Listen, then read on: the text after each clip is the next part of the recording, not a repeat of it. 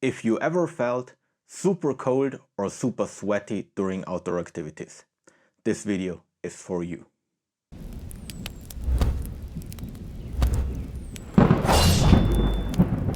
Hey guys, welcome to the high ground. My name is Fabio and today we'll be talking about layering system for your outdoor clothes. Everyone heard the old saying, and actually my grandpa told me, you should layer like an onion. He called it the onion principle. I'm sure there is no such principle, but he is not totally wrong when he says we should put on more layers in the outdoors instead of only one single layer that insulates us and protects us from rain. Now, why would we want to have more layers? Well, because it gives us more modularity. We want to be able to adjust to different conditions while they are changing during the day or during the time we spend outdoors.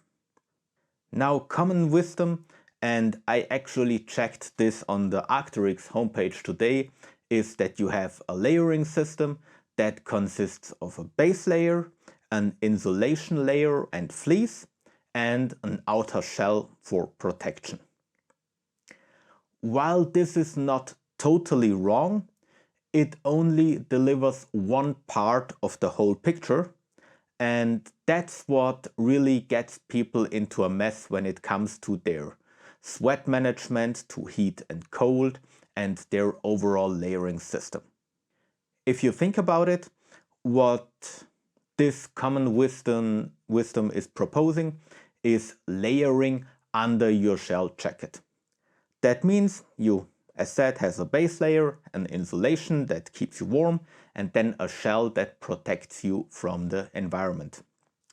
But that would also mean if you want to change something, right? Let's say you're getting cold, then you have to stop. You open your, for example, climbing harness, take off your backpack, lay down your gun, have to take off the shell, put on an insulation jacket, and then put the shell again on top of it. And you have to do all that while your friends, your comrades are waiting for you. And when they need to change, then you will likely have to do the same and wait for them. And those are more or less unnecessary stops, and we want to avoid them. Plus, every time you put something on the ground, it gets dirty, it gets compromised, especially bad in the snow or during rainy weather. We don't want to do that as well. Now, the idea I want to propose today and that I use is not totally new. Mark Twight already set it up in his book Extreme Alpinism, and I gave it, just from my experience, a little bit of a different spin, but it goes back to these roots, so credit to Mark Twight, as for a lot of stuff we do currently in the outdoors and in the mountains. Now, what I propose is not thinking too much about layers, but in a first step, thinking about different suits you are wearing during the day. One of those suits is your action suit. That means you have clothes on that will not keep you overly warm, so you're not sweating, that are light enough so that you can move freely, which is especially important in climbing, and also that still provide you the protection you absolutely need while you climb, but that's still something where you are moving. On the other hand, I propose also to have a belay suit that will really keep you warm during the time when you're belaying your partner, you're wearing for your partner, or if you're not climbing while you're just outdoors in the camp, standing around, maybe doing some easy work like cooking. That would be your second suit. I will just call it belay suit. Now, the thing about this is that we don't want to take off our action suit and then put on our belay suit. But we are layering our belay suit on top of our action suit. And this is where my approach or this approach deviates from the common wisdom or the old approach that you actually start layering on top of a shell you might have.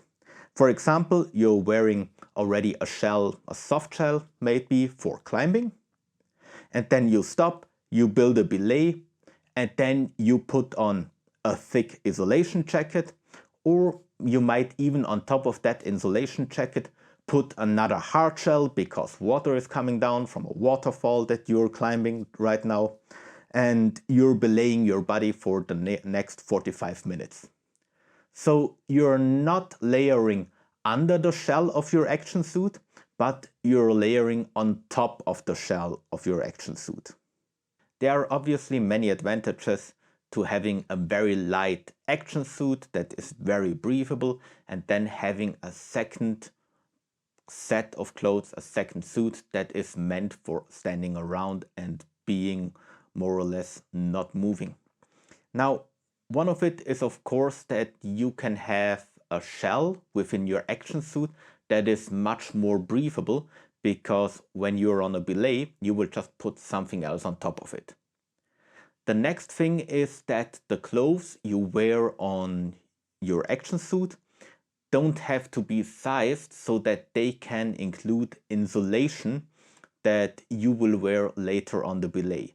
Because obviously if you're wearing, while you're running or climbing, if you're wearing a shell that has to be sized so big that you can put a thick belay jacket below it or under it, then you will have, of course, more bulky clothes on while you climb, while you're actually moving, and that's something we want to avoid.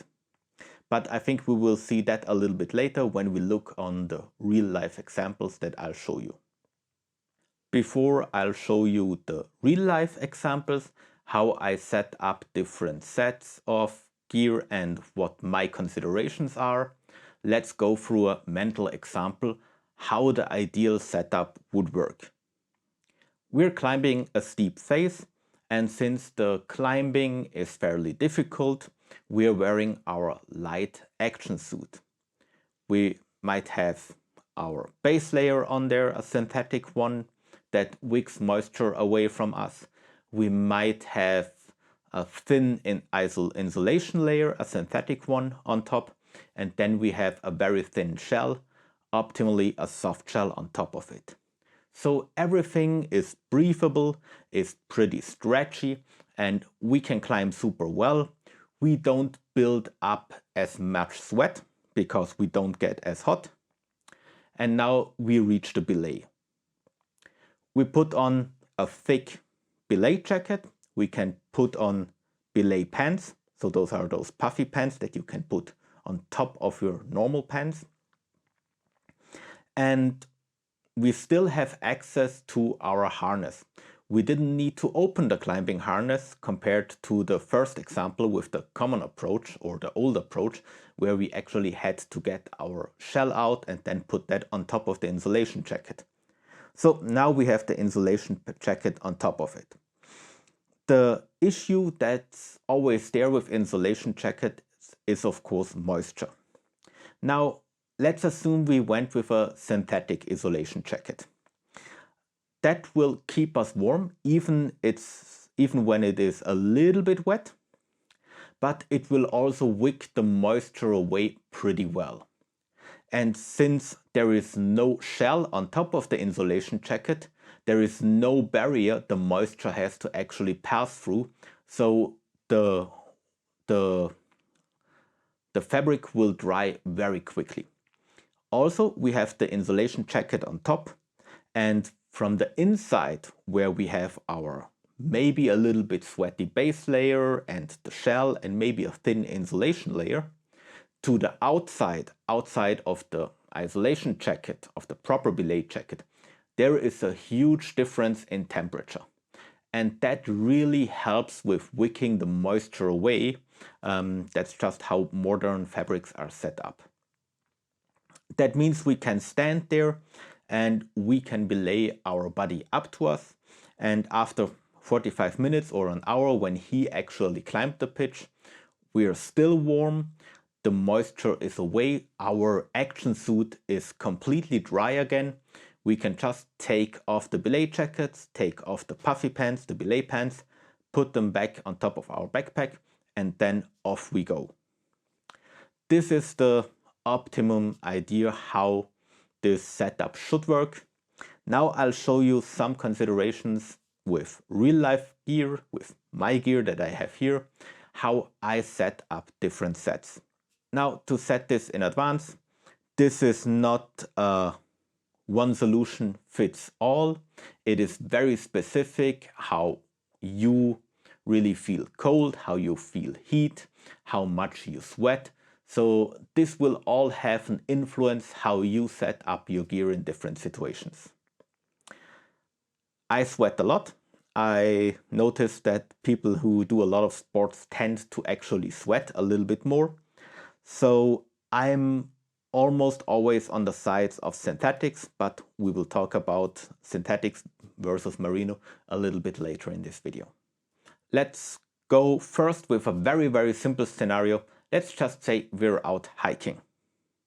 And of course, we want to hike on a sunny day, but we should make sure that we have enough with us to at least somewhat get through rain. And that would be how I layer my hiking gear. First of all, just a synthetic base layer, boxer short. It wicks moisture away. I really like them. Those are from Arc'teryx. You can buy any other brand. As said, for a normal day of hiking, I'd go with synthetic because I sweat a lot. The next layer for my legs would already be a thin hiking pant. And I just put that on top of my boxer shorts. Of course, I have it the wrong way around, but that's not an issue. Hiking pants. Nothing special about them. They're just what they are. Of course, we need something for the upper part. And here I would just use a synthetic t-shirt, short sleeve, also Arc'teryx in this case, wicks moisture away. That's it. And on top of that, because I always have to wear it, I'll bring a hat for my head, right? So just a baseball cap. And that would be my action suit for hiking. Now, if it would be in autumn or fall, as many of some of you might say, or early in spring, I would bring an additional layer. This is the Atom SL jacket from Arc'teryx, and it's one of those jackets that are only insulated on the front, and you have really breathable parts on the side here, and also really thin arms. That's just something I would put on top. And as already said, we will need a cap. That's it. That's the action suit. Now, what do I have to add when I want to stop and take a break? Well, for hiking, it's pretty simple. I take my thinnest insulation jacket and I can just put that one on top. And that would be the main thing for my rest suit, my belay suit. One thing we can't forget is that we need some kind of weather protection. Now there are different options that you can go with. I'm assuming that you won't go out there if you expect to have pouring rain according to the weather forecast, so we can go with a fairly light shell jacket. That would be something like this. It's the thinnest soft shell that you can get from Arc'teryx, and it served me pretty well in the rain when I was training. I ran with it through the rain for 2 hours. It kept me pretty dry. So that would be the hiking set. And if you really look at it, you have a lot of variability, because even if you would have a sudden drop in temperature, with that gear you will be easily able to make it out of the mountains in summer or spring, autumn. Good. That would be the example for the hiking gear. Now let's get a little bit more advanced. For the next example, let's assume we're out and we're doing summer mountaineering or summer climbing in the high mountains. With high mountains, I generally mean anything that goes above 3000 meters, but this gear also held up in Chamonix, that is way above 4000 meters. Now we start again with our base layer that we already saw. The pant and the shirt. I'm going again with synthetics because I sweat a lot. No reason to go with something else. Then for the legs, I am going with something a little bit different. While the last pant was a pure hiking pant that has no insulation capabilities, I'm going here with a very thin soft shell pant. That's just because it's a little bit more resistant to any type of water, of wetness, because snow can melt and then be wet around the pants. We don't want that. So we're going with a little bit of a thicker soft shell pant. On top of that, again, the Arc'teryx Atom SL. This is a given one on any mountaineering trip I do in summer. I mean, even in winter, I really love this jacket. And this together with the hat, again, would be my basic action suit. Again, going for the belay suit and the, well, weather backup. For the belay suit, it's pretty easy. I'm going again with this jacket. Just a normal, that's the Arc'teryx Micro Puff, I think, or Alpine Puff. I think it's the Micro Puff hoodie. It has great insulation value for its size, so I would take that one. There are actually pictures out there that show me in Chamonix with that one, and that's already a given. Now, different to the hiking equipment, I would also take a hat with me, because you lose a lot of heat through your head, and then I just generally put it in one of the pockets of my belay jacket, and then I already have it at hand when we stop somewhere. Here also, if you're on your way in the higher mountains, you have to expect a little bit harsher weather conditions. Of course, if you're very close to, for example, in Chamonix to a cable car, then you can make it with the soft shell. I showed you before that. But anything where you are a little bit more remote, I would recommend to take a soft shell with you. And that's this one. That's the Beta AR from Arc'teryx.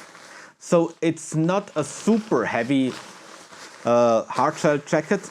So you can see it still packs fairly small, but it is already more than the last jacket I showed you. So with this, you would have everything covered in terms of an action suit and in terms of a suit where you have a little bit of backup and warmth for if you stand around. Now, I was also up in Chamonix and was actually on the way with somebody who was quite a bit slower than I, and I was wearing my usual action suit. I had to transition to really put on the jacket also for climbing, because we were walking so slowly, and yeah, that can happen. You have to expect that. Mistake on my side. Didn't really assess the situation correctly, but you have this backup capability. Compared to if you just say, hey, I want to have one insulation jacket below my shell, then you might have already taken on that one, left that at home because there is no action suit, there is just one suit, and then you wouldn't have something that you can put on top. So that's my mountaineering equipment for easy or normal mountaineering. For the next thing, let's talk about multi-pitch climbing, because there is a difference between mountaineering and multi-pitch climbing. And to shorten this, again, with the same base layer, and you can also already see there is a lot of overlap in the gear that I use. So now for this, again, I would wear my hiking pants because they're super thin. I like them for climbing. And because I wear a helmet, I wouldn't necessarily always bring a hat, but we can, of course, for the approach, put a hat on top of it. And that's already my action suit for climbing. Now, there is a little bit of a difference in climbing. I don't like the puffy jackets too much for climbing because they're just not as resistant to abrasion from rock as other things. So I'm not wearing a puffy jacket, but I'm bringing a fleece. That's the Fortress hoodie, also from Arc'teryx. Yeah, I wear a lot of Arc'teryx stuff because it's good. And that's really a good thing when you stop and you can just put that on. And again, you're ready to go. Other than that, on general climbs, I don't bring any other belay stuff. That's really just, yeah, what it is. Put it on top and you're good. Of course, again, if we are in summer, I might change that against an actual puffy. It might wander over on this side.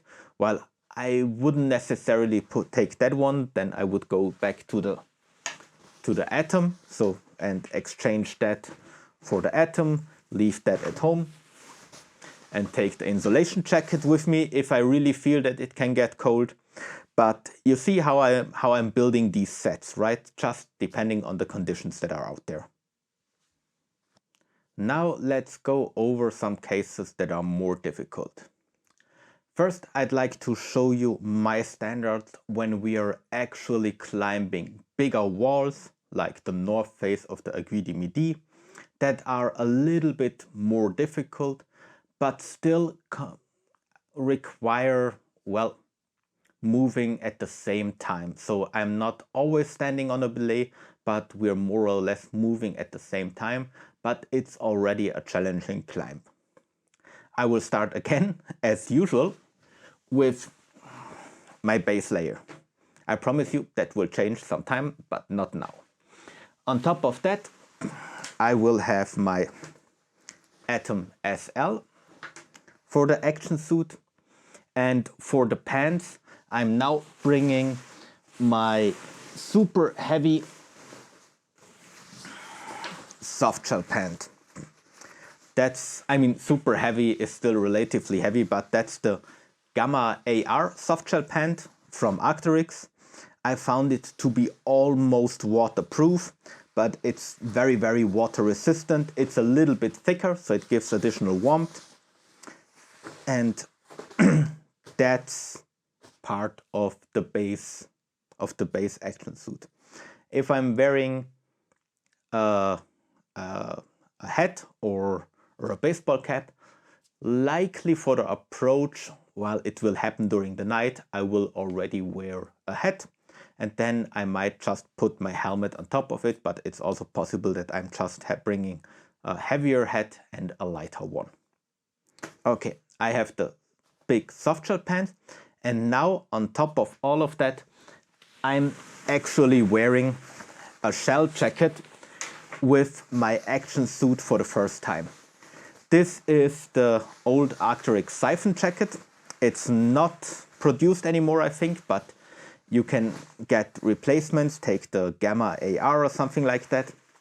And it's a very thin soft shell jacket, that still provides me with protection from wet snow.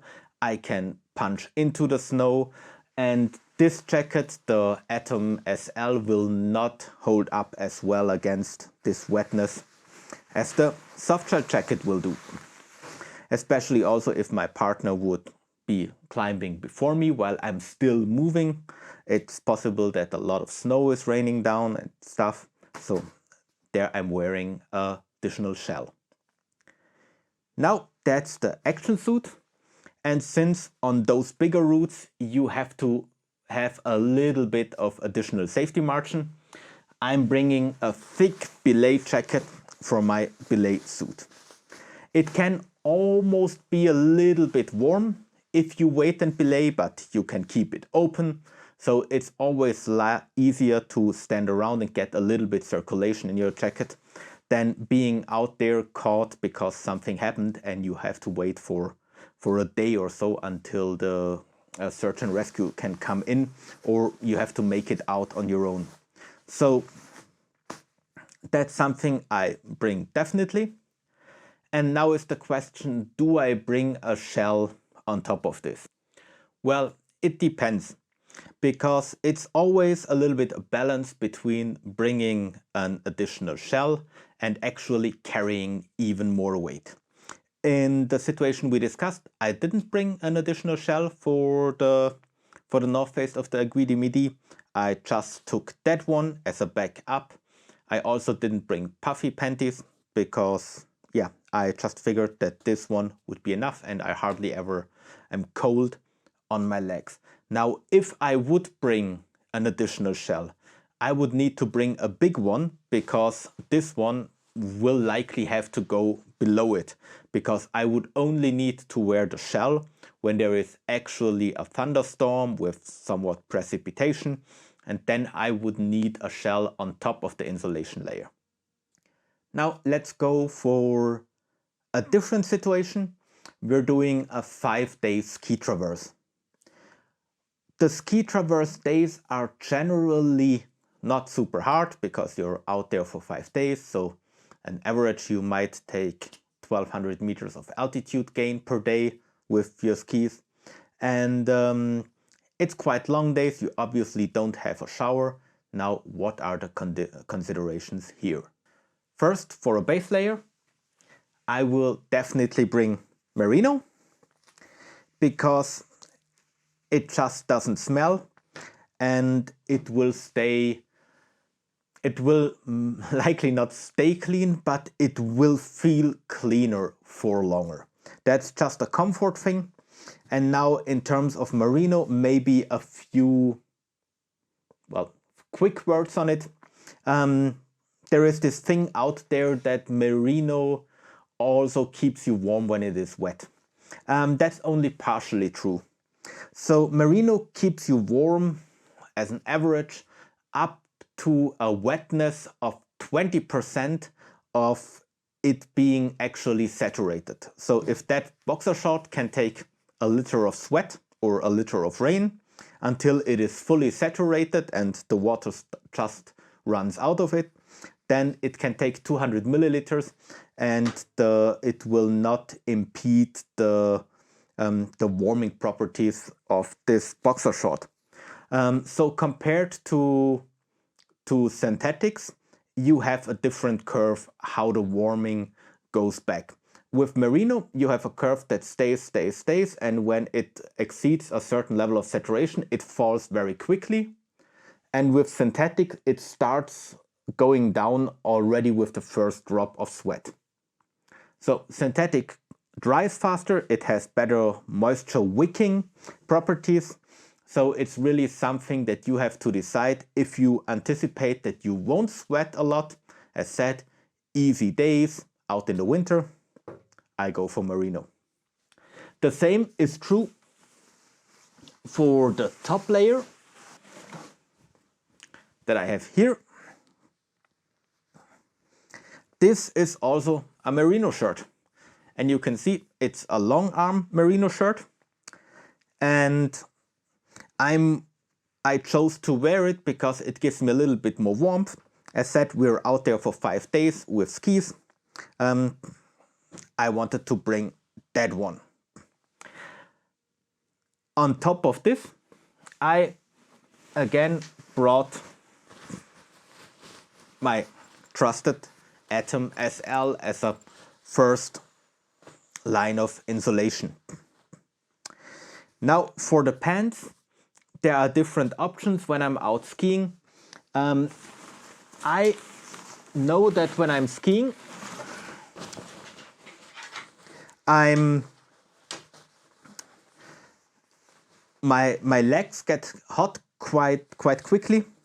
This means I have specific ski touring pants that have inner leg parts for the ski boots, so that no snow is coming in there if we have to go through steep snow, and that have ventilation openings on the side. My normal softshell pants don't have that, but those are the pants I brought for that.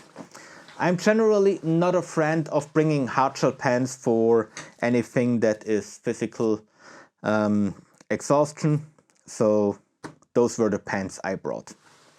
Now, an additional thing for my action suit that I'm now introducing to you, because you didn't see it yet, is a vest. And I really like vests. They're pretty small. They pack down to something like that, but they really give you additional warmth around the core, and that keeps your overall body warm. So I brought a vest, and when I felt that it gets a little bit chilly, I just pulled out the vest, put it on top of the Atom SL. I had more protection, especially from cold winds, and that was my action suit, of course combined with a hat, right? But you know how it looks. So then I had another challenge. So I knew that I need something for rest phases, but I also knew that I need something for skiing. And I went again with my Patagonia Alpine Puff hoodie. I think it's the Alpine Puff, not the Micro Puff. With the Patagonia Alpine Puff hoodie as insulation layer. And on top of that, because I knew I would be skiing, I took this jacket. Now, when I was actually skiing and therefore had a lot of wind and stuff, this jacket actually transferred over to my action suit, and I was skiing like this, just without the vest. When we were taking a rest, I was having this one as my belay, as my rest suit, and I still had this one for emergencies. That was my gear layout that I was wearing or having with me on 5 days of ski touring, and it worked very well. I was super stoked with it. Of course, for the huts, I brought an additional shirt and an additional boxer short, and that's about it. Okay, after we looked at skiing, let's get even a little bit more extreme temperature-wise, and let's go for ice climbing. For ice climbing, we start out like we always do, base layer. Now, on top of this base layer, I'm actually wearing fleece pants just to give me a little bit of additional warmth. You see, those are 3/4 pants. I wear them if it is not super cold. If it is very cold, I'm actually getting full length pants, and these are also thicker. The nice thing about those, if you have really wet snow, I mean, just as a side note, nothing to do with ice climbing, but if you really have wet snow, you can wear a hardshell pant, those below the hardshell pant, and you have a quite nice skiing outfit that doesn't go down to your skiing boots and gives you blisters and stuff. So yeah, but one of these pants And then I would go again with the standard, the Atom SL. So you can see I almost always wear this jacket when I'm out in the mountains.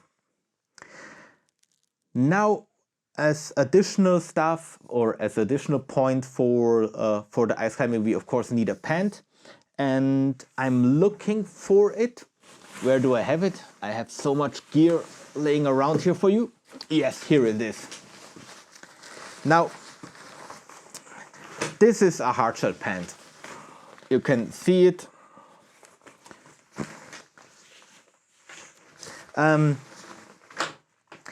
And these hardshell pants are a blessing and a curse, because on one hand they are supposed to keep you dry, but they will also keep you very wet if you sweat a lot.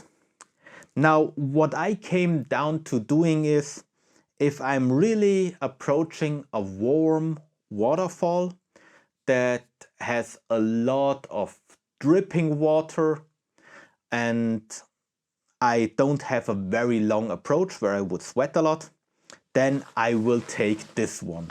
This is especially for the late season ice climbing, etc., or for waterfalls that are really flowing behind the ice. That's actually the only time when I'm wearing this hardshell pants. If I had very cold conditions, then I would still wear the underpant, but then I would put the very heavy softshell pant on top of it. And this heavy softshell pant, of course, I showed it to you, would be this one, the Gamma AR from Arc'teryx. And of course, if we decided that our lower body needs protection against moisture and cool and wetness, also our upper body needs it. And there is the siphon jacket again. Now, I could bring a hardshell jacket for climbing, but I never experienced it that my upper body was so close to the water, because I mean, if you're climbing ice, you're typically standing like this with your upper body away and your hips and legs towards the ice. That this one got very wet. When it got wet, it ran in through the arms, and then a hardshell also doesn't help you a lot. So that's the one I bring for ice climbing. Now we need our belay suit for ice climbing. And I always feel that ice climbing, just especially because of the moisture that's in the air, that ice climbing is the most extreme environment for standing around and belaying somebody. Most extreme means that I will bring my thick jacket, but being careful, since this jacket is made of down, I have to be consequent and protect it from the water. I would also need to protect any other belay jacket from the water, but especially a down jacket. And since I have to do that, I need the big jacket. And that is this one. You can see it's the Alpha SV, so it's the biggest jacket Arc'teryx has. It is enormous, so it's really big, so that I can wear the insulation layer, the thick insulation layer below it.